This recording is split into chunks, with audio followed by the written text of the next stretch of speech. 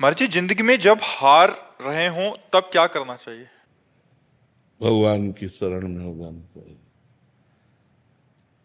हारने पर भगवान का बल काम करता है, अहंकार पे भगवान का बल काम नहीं करता है। अहंकार में भगवान की शरणागति नहीं होती। सुनेरी मैंने निर्बल के बलराम, अपबल तपबल और बाहुबल, चौथो बल है दाम। सूर किशोर कृपाते सब बल, हारे को हरि नाम। जब हार जाए तो हरि के आश्रित हो जाए, भगवान का नाम जब करने लगे तो वो जीत जाएगा। संसार से जीत जाएगा, माया से जीत जाएगा, दुखों से, विपत्तियों से, संकटों से, वो सबसे जीत जाएगा। जो भगवान का आश्रय ले लिया, भगवान का नाम जप करने लगा। सुनेरी मैंने निर्बल के बलराम। भगवान का जो आश्रय ले ले, भगवान का जो नाम जप करे, वही संसार में सुखी हो सकता है। नहीं तो कामनाएं सबको परेशान किए हुए हैं। ये कामना, ये कामना, ये चाहत, और चाहतों की पूर्ति कभी होती नहीं। एक चाह पूर्ति होती, दूसरी खड़ी हो जाती, दूसरी पूर्ति होती, वो क्रम बना हुआ है। इसलिए हार जाना अच्छा है। हार कर भगवान की शरण में हो जाए और नाम जप करे। बलवीर सिंह नागपाल जी। राधे राधे महाराज। राधे राधे महाराज जी। महाराज जी, क्या इंसान के कर्मों के फल की सजा उसका परिवार भी भुगतता है? वो संयोग होता है ना, वैसे ही संयोग होता है। अब जैसे आपने एक अच्छा कर्म किया तो आपके माता पिता को धन्यवाद दिया जाएगा, आपका पूरा परिवार सुखी होगा, आपका पड़ोस सुखी होगा, आपका गांव सुखी होगा कि हमारे गांव में वो हैं। संयोग है। आपने गलत काम किया, किस गांव का है, उस गांव की बदनामी, उस मोहल्ले के, उस परिवार के लोग सब दुखी हो जाएंगे। तो कर्म का ऐसा जाल है कि वो जहां तक हमारा संबंध होता है वहां तक प्रभाव डालता है। तो अगर संबंध हमसे आपसे नहीं है तो कोई प्रभाव नहीं, अगर है तो दुखी हो। मान लो शिष्य है तो हम भी दुखी हो जाएंगे, अच्छा ऐसा हुआ, हे भगवान उसकी रक्षा करना। संबंध का प्रभाव दुख सुख का अनुभव कराता है। तो जहां तक हमारा संबंध है शरीर से, वहां तक हमारे कर्म से संबंध है, और उसको दुख भोगना पड़ेगा। बहुत दूर का रिश्ता है पर संबंध है, कोई घटना अच्छा ऐसा हुआ, तो हमको जितना संबंध है उतना दुख होगा। घनिष्ठ संबंध है तो व्यथा इतनी बढ़ जाएगी कि आप सह नहीं पाएंगे, रोने लगेंगे। तो ये संबंध का है। कर्म का, अच्छे और बुरे कर्म का भोग संबंधियों को भोगना पड़ता है। उनको भी उतना, जितना संबंध है उतना भोगना पड़ेगा। अब हमारा ज्यादा संबंध नहीं है पर सुनने का है, तो एकदम एक थोड़ा सा विषाद हुआ और भाई मर गया, और ज्यादा विषाद हुआ, पुत्र मर गया, तो विषाद में एकदम चले गए। तो संबंध का हमारे कर्मों से भी संबंध है। अगर हम अच्छे कर्म करते हैं तो हमारे परिवार वालों को सुख मिलता है, बुरे कर्म करते हैं तो हमारे परिवार वालों को या हमारे संबंधियों को दुख प्राप्त होता है। कर्मों का जाल बिछा हुआ है, उसी से सुख दुख का सबको अनुभव होता है। दिशांत जी। राधे राधे महाराज जी, आपके चरणों में कोटि कोटि प्रणाम।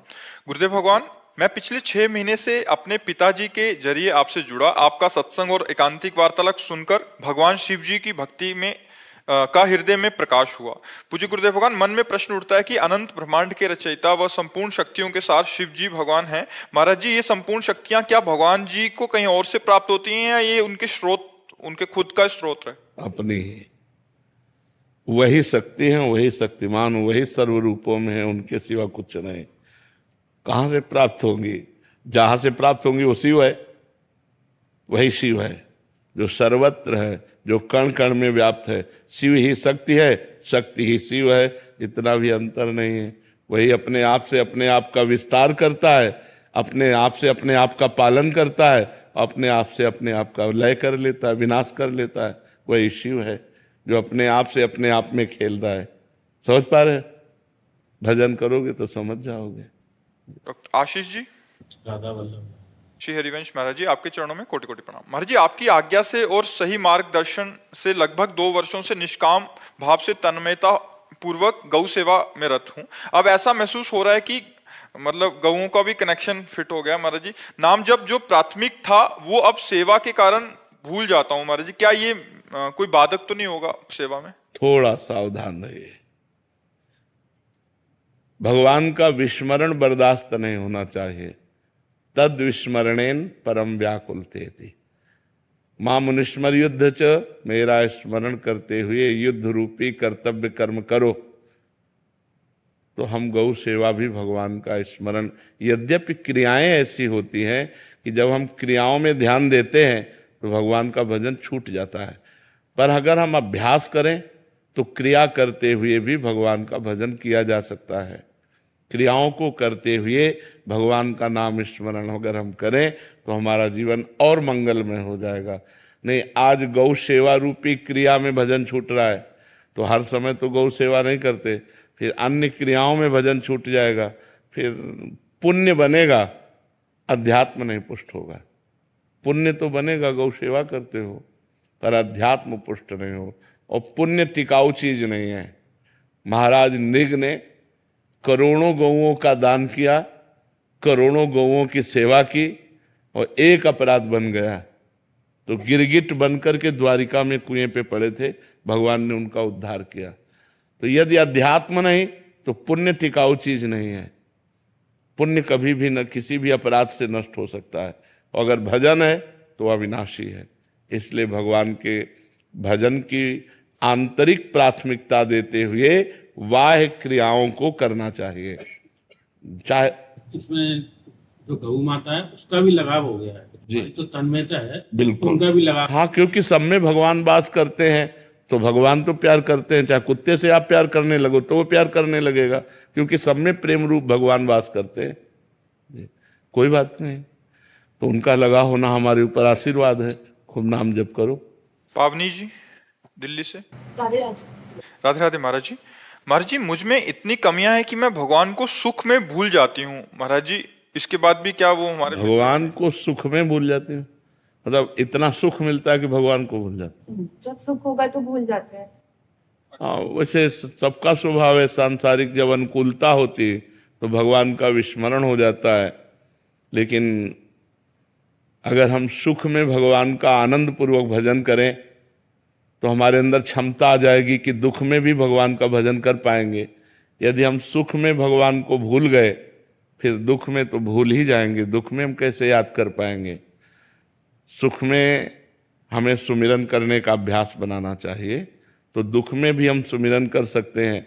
सुख में तो अनुकूलता रहती है, आनंद में होकर तो और भजन होता है, लेकिन वो दिन याद करो जब विपत्ति आएगी, प्रतिकूलता आएगी, क्योंकि सदा समान दिन नहीं रहते। आज अनुकूलता है तो कल प्रतिकूलता आएगी, तब क्या करोगे?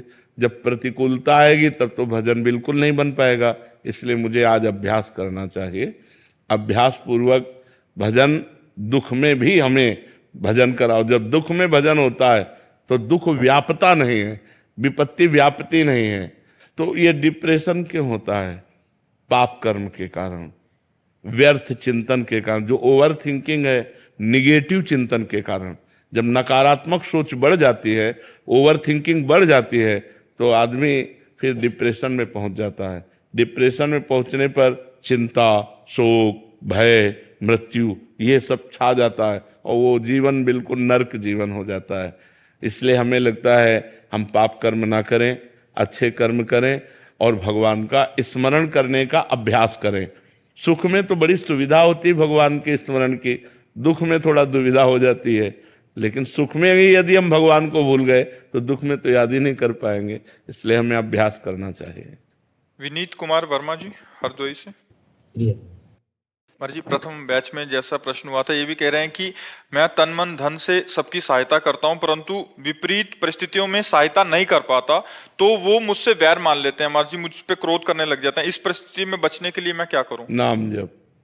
भगवान का नाम जप परम शीतलता प्रदान करेगा और बुद्धि को सावधान रखेगा। बुद्धि जब सावधान रहेगी तो फंसेगी नहीं।